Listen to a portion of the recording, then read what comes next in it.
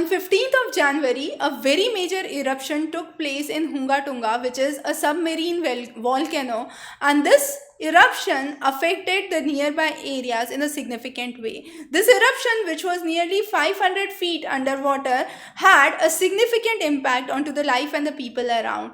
Even in Tonga, in the capital of Nukalufa, there were significant tsunami waves which were generated. The whole island groups of Tonga have nearly 170 islands, of which 36 are where people actually live. And on these island groups, we have witnessed a significant impact in terms of the tsunami waves which were generated by this volcano.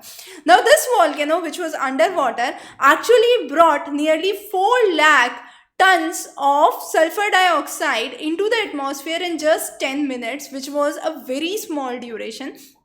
But the impact that it had on the global cooling was not that of the Pinatuba volcanic eruption, which we would understand in a while.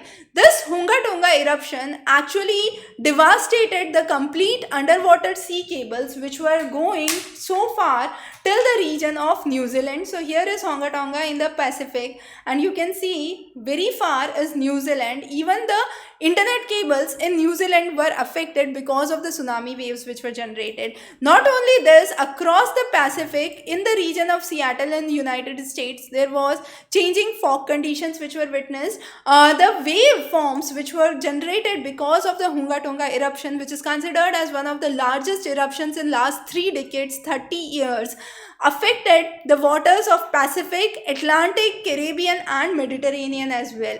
Now, this region generated wave oscillations. Why wave oscillations? There were frequent ups and outs of the waves, but at the same time the waves were pulled down due to gravity, and this created an oscillatory wave pattern which led to more severe tsunamis than it was expected, and the changing weather conditions in the nearby areas. Similar volcanic eruptions, 2 major of those were one in the Krakatoa in Indonesia. So this Krakatoa in Indonesia was one of the eruptions which took place in 1883 and was one of the significant eruptions in the region of Krakatoa. As you can see the volcanic region here. The next important eruption was the Mount Pinatubo in Philippines. So in the region of Philippines, it is the Mount Pinatubo. Mount Pinatubo is the region where sulfur dioxide was nearly 20 million tons which was generated, and this Mount Pinatubo is a stratovolcano in Philippines.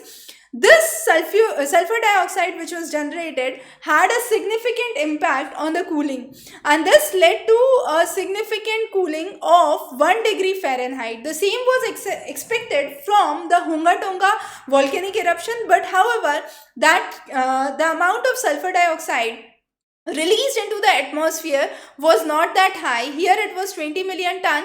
In contrast to that, in Hunga Tonga it was just 4 lakh ton. So a significantly low amount of sulfur dioxide was seen in the eruption of Hunga Tonga, but it had huge impact on the undersea cables, on the internet wirings, on the telecommunication, radio communications, GPS signals, and created or affected the jet streams in short term. So the short term weather phenomena were seen at a significant changing proportions in Hunga Tonga. Again, Tonga is one of the regions where 80% population has been vaccinated. The reason for vaccination is clear, that this is a region which faces so much natural disasters that they already have a huge load on medical emergencies. With COVID as another medical emergency, their systems cannot actually handle those, and since the start of the pandemic, they have created a complete disconnect from international tour and travel, and there is where they were able to survive through the situation, but still they are demanding a lot of help from WHO in order to mitigate the impacts which have been caused because of this volcanic eruption. So stay tuned for further updates from our side. Have a wonderful day ahead. Thank you.